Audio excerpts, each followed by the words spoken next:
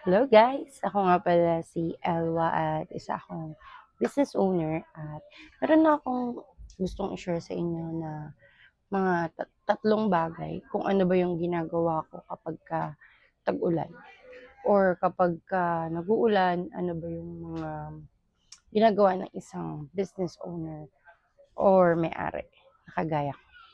Ngayon, meron akong negosyo na soft drinks, yan. Meron tayong business na soft drinks at usually 'pag tag-ulan, mahina siya. Hindi siya walang benta, pero mahina siya. So, ano bang ginagawa namin once na nagtatag-ulan na? Since ngayon June na tag-ulan na, ang usually ginagawa namin una is nag-iikot kami sa mga tindahan or usually sa mga bangketa. Kasi mas sila yung maraming na-out na mga ganitong klaseng produkto, yung mga de-bote or minsan yung mga nasa plastic. So, sila yung pinaka sobrang maraming na-out na soft drinks kasi nga nasa kalsada sila.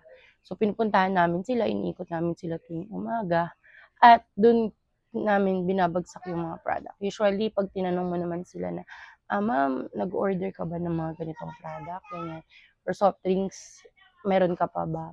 So, minsan kumukuha na agad sila. So, kailangan may dala ka lang ng mga assorted items, mga pep bottles or mga debote, then that's the time na pwede mo na silang pa-orderin at 'pag wala na yung gano'ng product sa tindahan nila or dun sa cooler nila, usually nag-o-order na sila. So, instant meron ka na agad benta, so hindi ka masisiro. Kaya ang gagawin mo lang talaga siyempre of course 'pag nag-uulan, sipagan mo lang talagang mag-deliver, lalo na sa mga ganitong klaseng business. Iba naman, ibang klaseng business naman malakas naman 'pag tag-ulan usually mga kape, 'yan, sobrang lakas niyan, tag-ulan, tag-araw malakas ang kape kasi mostly ang mga Pilipino sobrang hilig talaga sa kape. And second thing na ginagawa din namin kapag umuulan is ayun, bukod sa nag-iikot, nagpapa-order din online at nagme-message tayo dun sa mga store na suki na natin na, "Ma'am, meron ka pa bang available na mga soft drinks or mga items sa tindahan mo?" So, if wala na, ide-deliver na natin agad yun.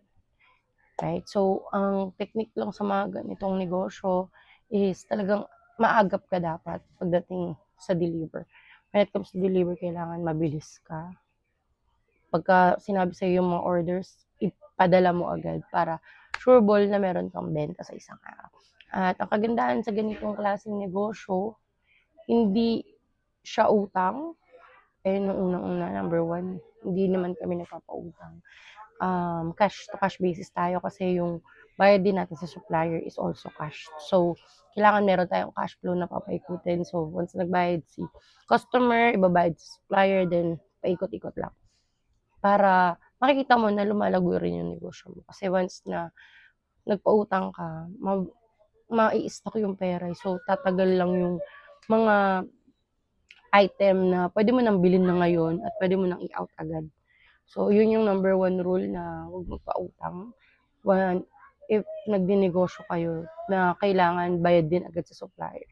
So, depende naman yan kanya-kanya ng technique when it comes to kung paano mo i-distribute yung item mo. Usually, iba, na negosyo, 1 week to pay, 1 month to pay, okay lang naman yun as long as na kumikita ka pa rin at napapaikot mo pa rin yung puhunan na meron ka. Ayun, and pangatlo, ang kagandahan sa ganitong negosyo is mas okay siya, stable yung ganitong business kasi yung mga products na ini-out natin is talagang kilala na at talagang tinatangkilik na ng marami. Like Coke, Mountain Dew, Royal, Sprite, ayan. Tinatangkilik na yan ng mga and then meron din tayong mga energy drinks like Cobra at meron din tayong mga chocolate drinks like Dairy Barn, then meron tayong soy milk na Vitamilk, Choco Vitamilk.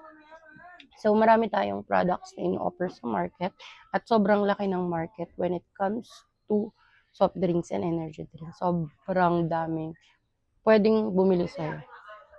So, sobrang in demand ng ganitong klaseng negosyo at inihikayat ko kayo na mag-business din ng kahit ano, na alam niyo na kayo yung una or kayo yung unang or kung ano yung mga hilig mo, dun dapat muna mag-uumpisa. Kung ano yung dapat na negosyo na uumpisahan niyo. Ayun lang guys, gusto ko lang bigyan kayo ng tips about sa kung ano ba yung mga ginagawa kapagka nag-uulan. Anong ginagawa ng isang business owner kapag umuulan? Or ano yung mga bagay na kailangan niyong gawin. So, ayun, kung meron din kayong negosyo at umuulan, so, minsan talaga matumal. Ang tumal dinadaanan lang natin yan, hindi natin yan sinusupport. Siyempre, hindi naman pwede na once na matumal, i-stop ka na. Hindi yun ganun. Ang business, it's a long run game. So, kailangan mo talaga magtuloy-tuloy. Kailangan mo lang magtiyaga, magsipag, magdasal. Of course, kay Lord na i-bless pa yung business na meron ka. At nagpapasalamat talaga ako na may ganitong business ako. At sobrang grateful din sa mga taong nakakasalamuha ko sa ganitong business dahil marami akong natututunan. At kaya yun yung mga bagay na sinashare ko sa inyo. Guys, imagine, I'm just only 27 years old at meron akong sarili kong negosyo. I hope kayo rin, magkaroon din kayo ng sarili nyong negosyo at sipagan nyo lang, aralin nyo lang kung ano yung mga bagay na gusto nyo at mapifigure out nyo rin kung ano yung business na para sa inyo. Okay? At laging tandaan na pag may pangarap, kaya mong magtagumpay. Mangarap ka lang ng mangarap kahit mataas, kahit imposible. Walang imposible. Basta, lagi lang magdasal at lagi lang din magsipag. Ayun lang at maraming salamat sa panonood niyo ng video na to. At kung gusto niyo pa ng mga ganitong klaseng video, follow niyo lang ako or mag-subscribe kayo sa aking YouTube. At meron akong FB group na 24/7 Tambayan. Pwede kayong mag-join doon. Join sa aking group na 24/7 Tambayan. Tambayan group. Pwede kayong magtanong doon ng kahit ano at sasagutin ko about sa business or about sa kahit anong pwede kong maitulong sa inyo. Okay? Kung may mga tanong kayo about sa ganitong negosyo, i-post nyo lang doon, then sasagutin ko. Kung makakatulong man yun sa balak nyong simulang negosyo. Okay? So, maraming salamat at kita-kits tayo sa next video. Thank you!